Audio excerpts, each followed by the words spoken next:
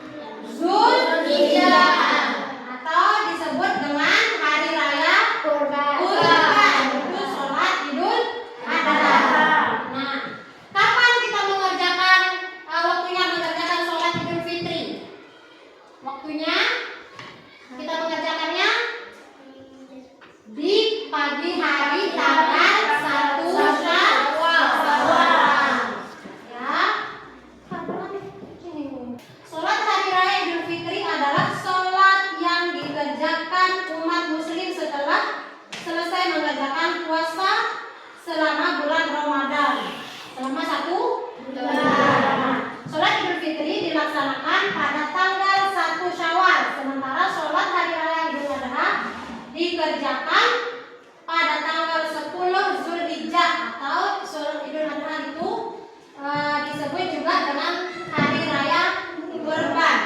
Ya, hal-hal apa saja yang disunahkan pada hari raya Idul Fitri? Yang pertama itu mandi atau membersihkan badan. Kalau mandi membersihkan apa? Badan. Kemudian yang kedua memakai pakaian yang terbaik. Tidak mesti baru, tidak mesti mewah. Ya, yang penting suci, yang penting bersih, yang penting yang terbaik menurut kita. Pakaian kita yang terbaik. Mana yang terbaik? Itu yang kita gunakan pada saat sholat Idul Fitri. Yang ketiga, menggunakan berdandan dengan baik dan rapi. Harus berdandan rapi, harus sopan karena kita akan melaksanakan sholat. Di mana? Entah itu di masjid atau di lapangan terbuka. Kemudian yang keempat, menggunakan wangi-wangian. Menggunakan wangi-wangian itu artinya memakai parfum atau sejenisnya. Kemudian selanjutnya sebelum berangkat sholat Idul Fitri dianjurkan makan terlebih dahulu karena selama bulan puasa kita tidak sarapan. Oke, kemudian pergi untuk sholat dan pulang hendak menempuh jalan yang berbeda. Misalnya pas di jalan kita lewat gerbang sebelah di masjid, pulangnya lewat gerbang belakang. Itu apa namanya? Menempuh jalan yang berbeda. Oke, kemudian yang terakhir, bertakbir untuk mengagungkan nama Allah Subhanahu wa Ta'ala dengan membaca apa? Takbir, tahlil, tahmid dan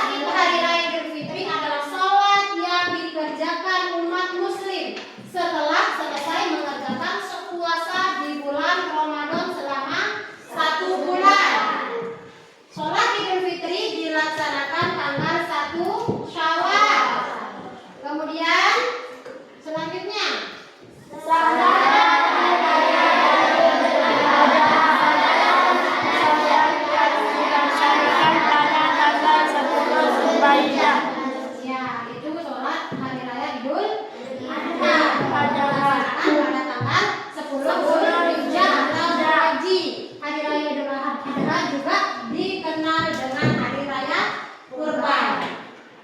Kemudian selanjutnya hari yang sunat pada Hari Raya Idul Fitri.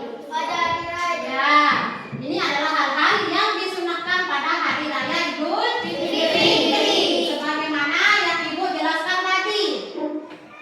Menggunakan pakaian bersih, mandi, kemudian menggunakan wangi-wangian dan lain sebagainya. Oke, sekarang sudah jelas penjelasan Ibu tadi mengenai sholat Id. Sudah jelas? Ada yang perlu ditanyakan? Kalau sudah jelas, sekarang Ibu bagi kelompok. Kerjakan masing-masing kelompok ya. Kelompok 1, ini kelompok 2, kemudian ini kelompok 3. Nanti tulis nama kelompoknya. Kelompok 4, kelompok 5.